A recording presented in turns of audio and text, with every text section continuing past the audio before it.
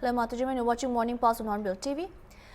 The Election Commission of India (ECI) on Saturday said that over 95% of special intensive revision SIR enumeration forms have been distributed across 12 states and union territories in Phase 2.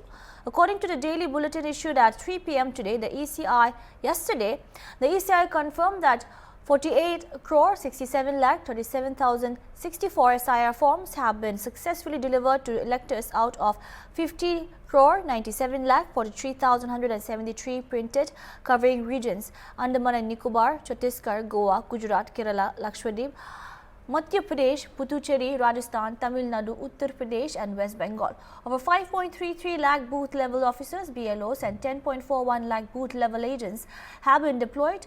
With 6.41 crore electors, Tamil Nadu has distributed 5.90 crore forms, achieving a 92.04% coverage. Uttar Pradesh, the state with the highest number of electors, 15.44 crore, has achieved a distribution of 94.37%. In contrast, smaller regions such as Goa and Lakshadweep achieved 100% distribution. According to the Election Commission, printing and training took place from October 28 to November 3, followed by an enumeration phase from November 4 to December 4. Tripura Chief Minister Manik Shah, speaking on the occasion of Jan Jayati Gaurav Divas, highlighted the centre's commitment to the welfare of tribal communities. He said that Prime Minister Narendra Modi has always emphasized that the nation cannot progress without the progress of its tribal population, and added that Tripura is following the same vision by implementing several development schemes for them. देखिए, माननीय प्रधानमंत्री जी हमेशा कहते हैं कि अगर जनजाति गोष्ठी को अगर इन लोग अगर आगे नहीं बढ़ेंगे तो देश भी आगे नहीं बढ़ सकता है। तो उनका मार्गदर्शन में हम लोग भी त्रिपुरा में वही काम कर रहे हैं। बहुत सारा जो स्कीम उन लोगों के लिए हम लोग बनाया है।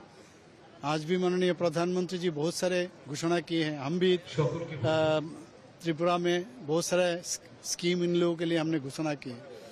और ये बहुत ही जैसे माननीय प्रधानमंत्री जी 15 नवंबर को जनजातीय गौरव दिवस भगवान बिरसा मुंडा को लेके जिस तरह उन्होंने ये दिन चुना उनका जन्मदिन पर, ये सचमुच ये बहुत ही एक मैंने शुभ दिवस में कहना चाहता हूँ। आज यहाँ पर देखें ममिता डांस यहाँ पर हुई है। हमारा जो बच्ची है बच्चियाँ है जनजाति गोष्ठी एक साथ त्रिपुरा में मुझे नहीं मालूम है इतना बड़ा इवेंट आज तक हुआ क्या नहीं। तो ये लोग भी बहुत खुश थे। समाजपति जी सभी यहाँ पर उपस्थित है। हमारे डिपार्टमेंट के माननीय मंत्री और मंत्री यहाँ पर उपस्थित है। 2 मंत्री यहाँ पर उपस्थित है। एमपी लोग भी आए हैं। और ये हमारे लिए सचमुच एक बहुत ही अच्छा मैं समझता हूँ कि जनजाति गौरव दिवस में जो चीज़ हमने बहुत दिन से सोच रहा था, माननीय प्रधानमंत्री जी आज गुजरात से भी उन्होंने हम लोग को संबोधन किया। उनसे हम लोग उनका बात हम लोग सुने और उन्होंने कहा सबका साथ सबका विकास और विश्वास और उसका प्रयास। सचमुच आज पूरा भारत में जिनके बारे में कभी सोचा भी नहीं था, अटल जी के टाइम में उसका पहले तो मैंने एक छोटा सा एक डिपार्टमेंट भी नहीं था। तो ये अभी एक अटल जी के टाइम में एक डिपार्टमेंट के नाम से एक हमारा यूनियन गवर्नमेंट में हुआ। और इसके बाद देखिए धीरे धीरे माननीय प्रधानमंत्री जी कितना स्कीम किए हैं। अब एजुकेशन को लेके उन्होंने आज बात भी किए हैं वहाँ से। ये एकलव्य स्कूल EMRS जो रेसिडेंशियल त्रिपुरा में 2018 के पहले 4 था, अभी हम लोग के यहाँ 15 हो गया। ऑलरेडी 12 चालू है, 21 ऑलरेडी डिक्लेयर किया माननीय प्रधानमंत्री जी। और भी 15 हम लोग करने के लिए अभी जो इनका जो क्राइटेरिया है इनके लिए भी मैंने अभी दिल्ली गया था। मैंने कहा यहाँ पर 15 और भी कर सकते हैं। तो इस तरह एक के बाद और वहाँ भारतीयों को जो हम लोग भारतीय के बारे में क्या जानना चाहिए, हमारा देश के बारे में उसको सामने रखते हैं। नेशनल एजुकेशन पॉलिसी को रखते हुए वहाँ पर शिक्षा व्यवस्था हुई। तो इसी तरह सब चीज़ हो रहा है यहाँ पर। और जनजाति जो त्रिपुरा में अभी है सभी खुश है यहाँ पर। For the first time in Barak Valley, the exhibition of the Indian Air Force's Special Helicopter Team Sarang was held. This exhibition took place on Saturday at the Air Force campus near Silchar Airport. Students from various schools in Barak Valley got the opportunity to enjoy this captivating sight. Members of the Sarang team informed that they had also presented a similar exhibition in Guwahati on November 9 on the occasion of the Indian Air Force Day. This was presented for the first time in Barak Valley. The exhibition showcased various scenes reflecting the valor of the Indian Air Force, the unity of country and love for the countrymen. With the help of 5 special helicopters, they created an extremely enchanting atmosphere. At the end of the exhibition, the students spent time talking with the pilots and gained considerable inspiration from them. The 23rd convocation ceremony was grandly held at the Sports Complex Auditorium of the National Institute of Technology, Silchar. The event was graced by distinguished guests including Dr. Binay Kumar Das, Director General of the Electronics and Communication System Division on the RDO, and Professor Damodar Acharya, former Chairman of AICTE and former Director of IIT Kharagpur. NIT Silchar's Director Professor Dilip Kumar Bhatia was also present at the ceremony. A total of 1,211 students and researchers were awarded degree certificates during the convocation. Of these, 841 received B.Tech degrees, 125 received M.Tech degrees, 60 received MSc degrees and 48 received MBA degrees. Additionally, 127 researchers were conferred PhD degrees. The guests extended their best wishes to the students for a bright future and emphasized the importance of innovation in the field of technology. This convocation marked a new milestone in NIT Silchar's academic excellence. Convocation is the achievements. Annually, the students' achievement we celebrate once in a year. That is annual convocation, and this is actually 23rd convocation. That means since this NIT Silchar, earlier it was a regional engineering college. Since it became NIT Silchar, since then if you count, then it is a 23rd. And last year it was also 15th November. This year also we have 15th November. And in this convocation, we award degrees to B.Tech students, M.Tech and MSc students and MBA students, and also PhD students. So this year, 841 B.Tech students received B.Tech degrees, and 134 M.Tech degrees, and 60 MSc degrees, and MBA 48, and total 127 PhD degrees. And this 127 PhD degrees number is the highest ever in NIT Silchar. Last year it was 119 and this year it will become 127. And in addition to that, because of their best performances, actually we also give various awards. 3 gold medals are given. The best UG students. And in fact, this year there was a tie. Both the 2% did achieved same CGPA. Because of that, we have given to both of them, and one best PhD. There are many other awards also. And out of this number, this is the award we have given. And but physically taken degree around 600 students in various. B.Tech, M.Tech, MSc, MBA or PhD altogether, it is around 600 students. Physically was present and received their degrees. Okay. And we had a chief guest, Professor Dr. Sukanta Majumdar, the Minister of State, Ministry of Education. Though because of his some occupation, some busy schedule, he could not reach, but he has sent messages. And another guest was there, our Dr. B.K. Das from DRDO, and beside me we have Professor Damodar Acharya. He was former AICTE chairman, also throughout Professor of IIT Kharagpur, and he was also director of IIT Kharagpur. So this is the today's event concluded just now.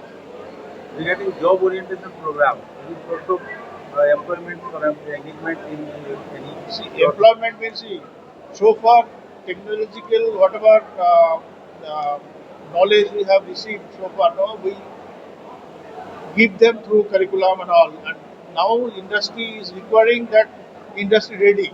So because of that, we are also doing a lot of modification in our curriculum, and as a result, they are also becoming useful directly. And the result is that our out of whatever BTech student, around 900 plus student, they have got 80% student from campus. They have got a job, and some of them of course did not sit in the placement mainly because they want government job and all, like UPSC, then similar PWD, irrigation. So many students did not sit, but out of whatever number, 80% student got job from placement. Regarding national level, our NIT has what is the rank and what are the positions? NIT Silchar actually we have now 32 NITs. We are in the 10th position. Till last year we were 8. This year little bit of change will be up, but I am sure we will be again back, and in fact we will do better in the next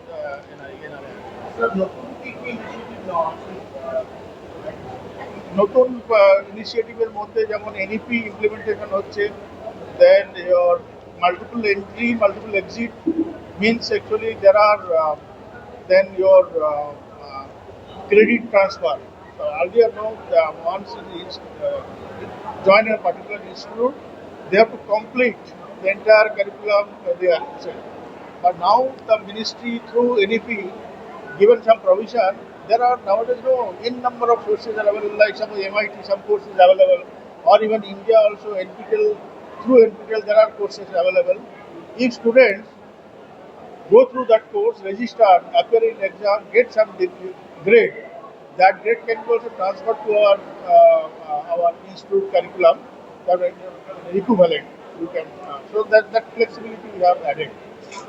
And in addition to that, there are many like internship. Students can go for one semester, almost like they will be doing job, and at the same time they will be doing internship, and finally they will be offered a job also. So these are the different mechanisms. There are n number of things we are doing. These are a few important. Union Minister and LJP Ram Vilas Chief Chirag Paswan said that the Prime Minister Narendra Modi played a key role in leading the election campaign, adding that the unity within the NDA was its biggest strength. He stated that the alliance worked together with a common purpose and moved forward with collective resolve. Paswan claimed that the Mahagathbandhan and the RJD have been wiped out in Bihar, asserting that voters have rejected what he described as the politics of casteism and communalism. की एक ऐतिहासिक जीत हमारे गठबंधन को मिली है, और जिस तरीके से लोक जनशक्ति पार्टी रामविलास का प्रदर्शन रहा है, जबकि ये कयास लगाए जा रहे थे कि इस बार लोजपा के साथ कोई खेल हो गया, नहीं इतनी सीटें जीत पाएंगे, पर उसके बावजूद जो जीत हम लोग को हासिल हुई, उसके लिए मैं जहां बिहार की जनता, मेरे प्रधानमंत्री मुख्यमंत्री नीतीश कुमार जी, पूरे एनडीए गठबंधन का जहां मैं धन्यवाद करता हूं, मेरी पार्टी के हर एक नेता कार्यकर्ता का धन्यवाद करता हूं, वहीं मैं मानता हूं कि शिव शक्ति के बिना, माता रानी महादेव के आशीर्वाद के बिना भी ये संभव नहीं था। ऐसे में महादेव में मेरा विश्वास रहा है। चुनाव से पहले, चुनाव के दौरान हर समय आता हूं महादेव का आशीर्वाद लेने। आज जब पार्टी को इतनी बड़ी जीत हासिल हुई, ऐसे में ये इच्छा मेरे मन में थी कि जिनमें मैं सबसे ज़्यादा आस्था रखता हूं, उसी आस्था विश्वास के साथ मैं अपने तमाम जीते हुए नवनिर्वाचित विधायकों को लेकर जाऊं। आज मुझे खुशी है इस बात की कि मैं अपने तमाम विधायकों को लेकर यहां पर आया। साथ मिलकर हम सब ने पूजा अर्चना की, और मैं मानता हूं कि जो आशीर्वाद मुझे महादेव का हमेशा मिला है, वही आशीर्वाद मेरे तमाम विधायकों को मिले, मेरे पूरे देश के हर एक वासी को मिले।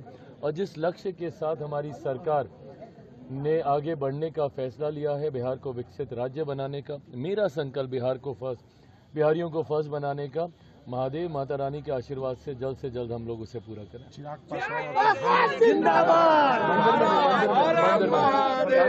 आपके दोनों गार्जियन प्रधानमंत्री और अमित शाह को आप कैसे देखते हैं, उनकी क्या बिल्कुल जिस तरीके से उनका मार्गदर्शन और जिस तरीके से उनका साथ, मैं ये मानता हूं कि जब मेरे प्रधानमंत्री हैं तो कई बार हम लोग को ज़्यादा मेहनत करने की ज़रूरत ही नहीं पड़ती। इस बार भी चुनाव में आपने देखा किस तरीके से प्रधानमंत्री जी ने हर दूसरे दिन बिहार में आकर स्वयं he was leading it from the front, उन्होंने आगे आकर इसका नेतृत्व किया। प्रधानमंत्री जी हों, गृह मंत्री जी, भारतीय जनता पार्टी के राष्ट्रीय अध्यक्ष जेपी नड्डा जी, मुख्यमंत्री नीतीश कुमार जी, तमाम मुख्यमंत्री अलग अलग राज्यों से आए हुए। मुझे लगता है ये एकजुटता ही हमारी सबसे बड़ी ताकत रही। जिस तरीके से हम सब ने एक दूसरे का साथ देते हुए एक लक्ष्य की ओर हम लोग आगे बढ़ते रहे, उसकी वजह से आज हम लोग को ये ऐतिहासिक जीत हासिल हुई। एक पार्टी को आपने सफाया देखा, रोहिणी आचार्य। अरे प्रभु चले, हाँ, रोहिणी आचार्य आज एक ट्वीट की है कि वो पार्टी और परिवार से नाता तोड़ी, तो एक परिवार तो बिहार से सफाया दिख रहा है। देखिए मुझे नहीं पता, क्योंकि जिस तरीके से महागठबंधन और राजद पूरी तरीके से समाप्त हुआ है, और ये मैंने हमेशा कहा था कि इनकी अपनी कोई पकड़ बिहार की राजनीति में अब रही नहीं है। 15 में मुख्यमंत्री नीतीश कुमार जी की वजह से, 2020 में बटा हुआ एनडीए होने की वजह से राष्ट्रीय जनता दल को जो लाभ मिला हो, पर बिहार की जनता ने पूरी तरीके से जातिवाद फैलाने वाली सोच को, सांप्रदायिकता फैलाने वाली सोच को और जंगल राज वाली सोच को पूरी तरीके से उनको नकार दिया है। जो परिणाम सामने आए हैं ये दर्शाता है कि भैया राष्ट्रीय जनता दल का अब धीरे धीरे आगे कोई अस्तित्व बचेगा नहीं। RSS Chief Mohan Rao Bhagwan, speaking at the Din Dayal Smriti lecture on integral philosophy, reflected on the changing relationship between humans and environment. He said that while people in earlier times were resilient to climatic variations, modern society has become increasingly fragile. Bhagwan attributed this vulnerability to unequal development, noting that progress has not reached all sections of the society. He stressed that although development is taking place, a significant portion of the population remains excluded from its benefits. मनुष्य की प्रतिकार शक्ति कम हो गई। जो मनुष्य पहले सारी आबो हवा के उतार चढ़ाव पचा लेता था, वो आज बड़ा नाजुक हो गया है।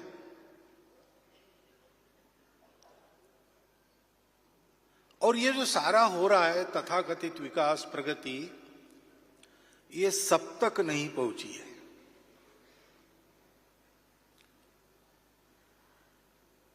तो एक पूरा वर्ग ऐसा है कि जिसके पास ये सब नहीं पहुंचा है। विकास हो रहा है, लेकिन जिनका हो रहा है वो थोड़े लोग हैं। उनके विकास के लिए जो संसाधन है वो बहुत ज्यादा लोग जो विकास से वंचित है उनसे प्राप्त हो रहे हैं। 4% जनसंख्या विश्व के 80% संसाधनों का उपयोग करती है और 96% जनसंख्या वंचित रहती है। असंतुलित विकास हो रहा है। और जैसे जैसे विकास हो रहा है वैसे विकसित और अविकसित इनमें जो खाई उत्पन्न होती है वो बढ़ रही है। आज की चिंतकों की भाषा में कहे तो अमीर अमीर हो रहे, गरीब गरीब हो रहे। ये दुनिया की बात मैं कर रहा हूं। दुनिया के चिंतक इन बातों को बोल रहे हैं। मनुष्य जाति का विकास तो हो रहा है, लेकिन मनुष्य जाति का अस्तित्व रहेगा कि नहीं, ये भी प्रश्न सामने है। मनुष्य के विकास ने मनुष्य का पोषण करने वाली सृष्टि को ही खा लिया।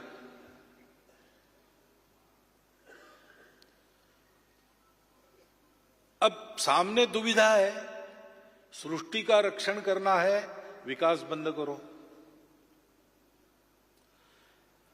विकास को आगे बढ़ाना है, सृष्टि नष्ट होगी। दोनों एक साथ हो, इसका रास्ता क्या है? कुछ नहीं।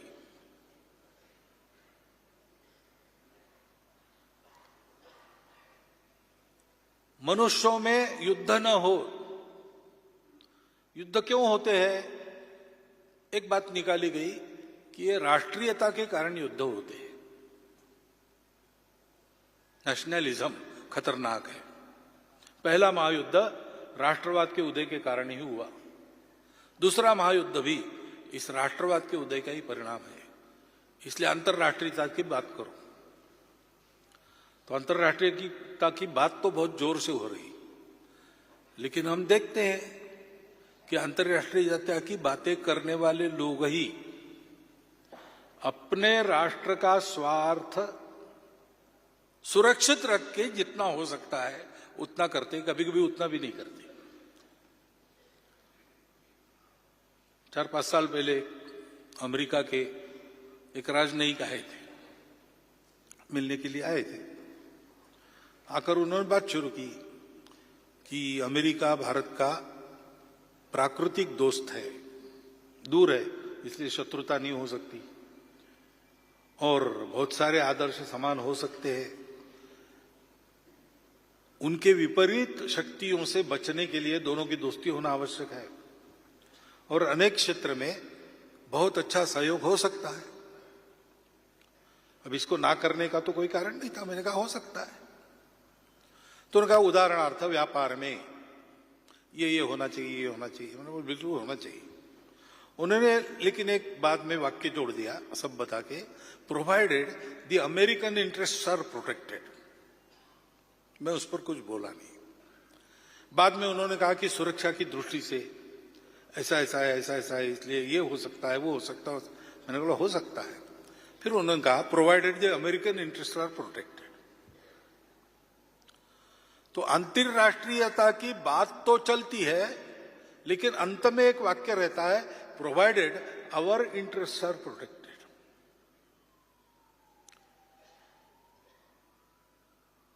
तो जिस चिंता से मुक्त होने के लिए मनुष्य जाति के विकास की बात है, वो चिंता सर्वाइवल की है।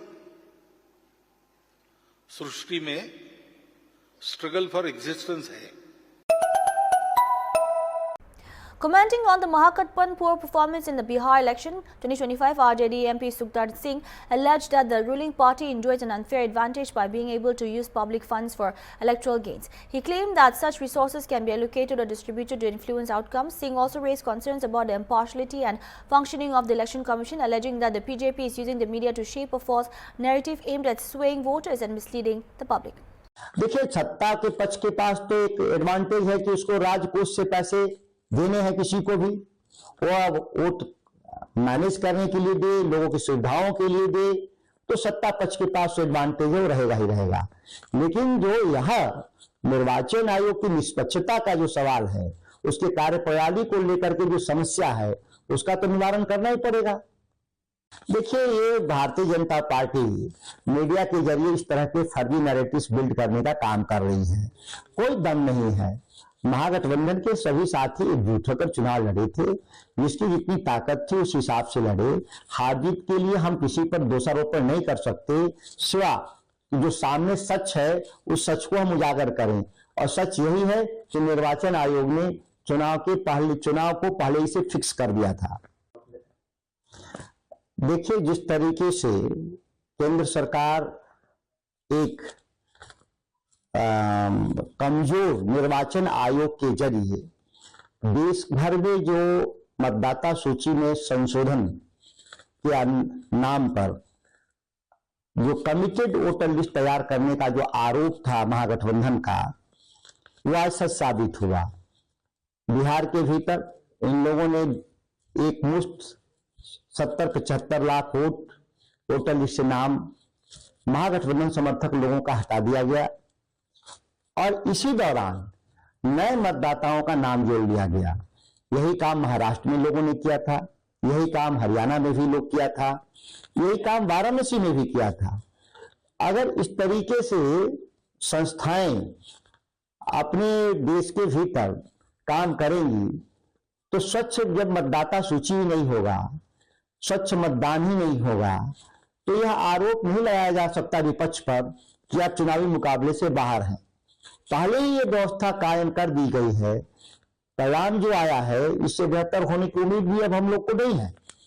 जिस तरीके से पूरे मतदाता सूची के साथ हेराफेरी किया गया, उसकी स्वच्छता और ईमानदारी पर अब भी सवाल है, तब भी सवाल था। हम लोग कोर्ट भी गए थे, माननीय सुप्रीम कोर्ट ने कहा भी था कि मैं 7 तारीख को अंतिम फैसला दूंगा जो देश भर में SIR के लिए एक नजीर होगा।